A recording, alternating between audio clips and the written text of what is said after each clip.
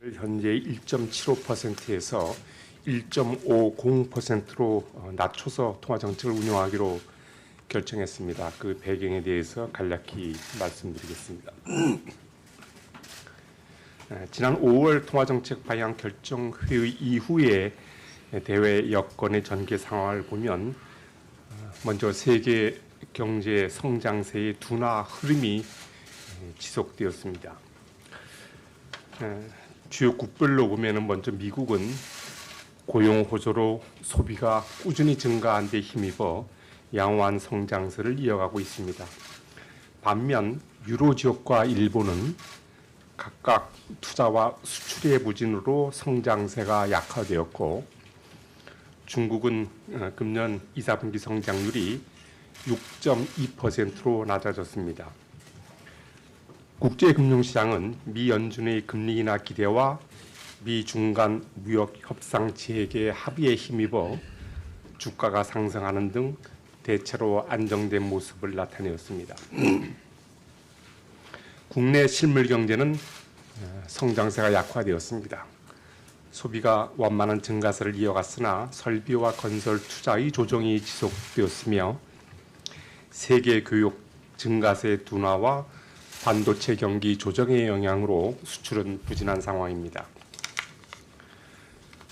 소비자 물가는 석유류 가격의 하락세가 이어지고 정부 복지 정책의 영향이 커지면서 낮은 오름세를 지속하고 있는데 6월 중 상승률은 0.7%를 나타냈습니다. 식료품과 에너지 가격을 제외한 근원 인플레이션율도 같은 수준에 머물렀습니다. 국내 금융시장에서는 가격 변수의 변동성이 확대되었습니다. 장기시장 금리가 국내외 경기 둔화에 대한 우려로 크게 하락하였고, 주가와 원달러 환율은 미중 무역 협상과 주요국의 완화적 통화 정책에 대한 기대, 일본의 반도체 소재 수출 규제 등 주로 대외 여건의 변동에 따라 상당폭 등락하였습니다. 금년 1, 4분기 중 크게 낮아졌던 가계대출 증가 규모는 4월 이후 월 5조 원대로 늘어났으며, 하락세를 보여온 주택가격은 서울과 수도권 일부 지역에서 최근 반등하는 움직임이 나타나고 있습니다. 지난 4월 경제 전망 이후 우리 경제를 둘러싼 경제 여건, 특히 대외 여건에 많은 변화가 있었습니다.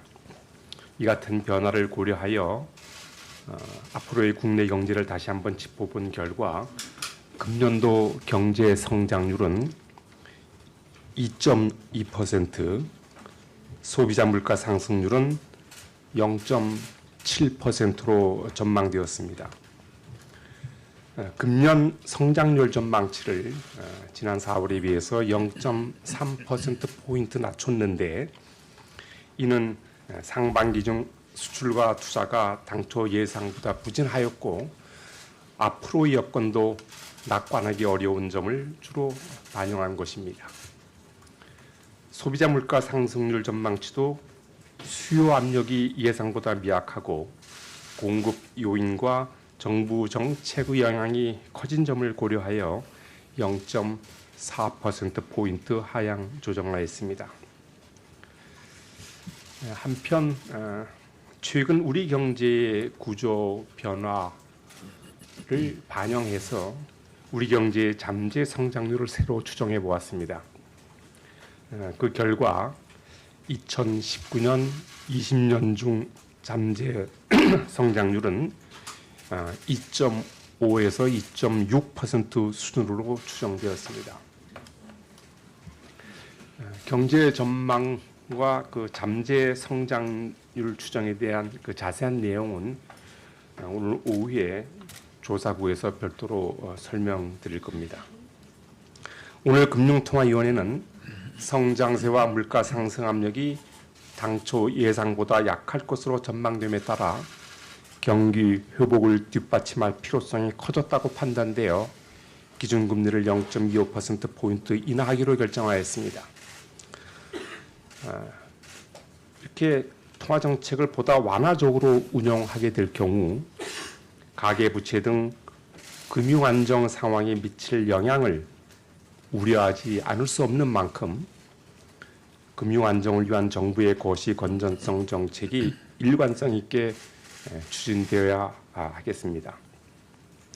이처럼 경기 회복을 뒷받침하기 위해 완화 기조를 유지하되 미중 간 무역 협상의 전개 상황, 주요국의 통화정책 변화와 그에 따른 국제금융시장의 자금 흐름, 그리고 국내 금융안정 상황의 변화 등을 면밀히 점검하면서 통화정책을 운영해 나갈 것입니다.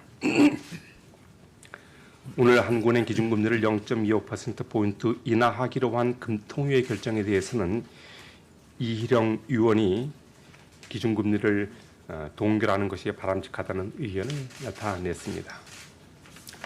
지금부터 질문을 받겠습니다. 질문하실 때는 소속과 성명을 밝혀주시면 감사하겠습니다.